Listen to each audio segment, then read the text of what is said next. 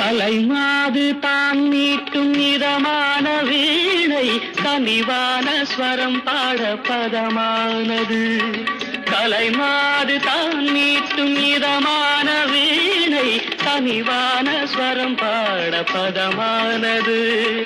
அழகான இளம் பெண்ணின் மேனி தான் கூட ஆதார சுதி கொண்ட வீணையம்மா. அழகான இளம் பெண்ணின் மேனி தான் கூட ஆதார சுதி கொண்ட வீணையம்மா.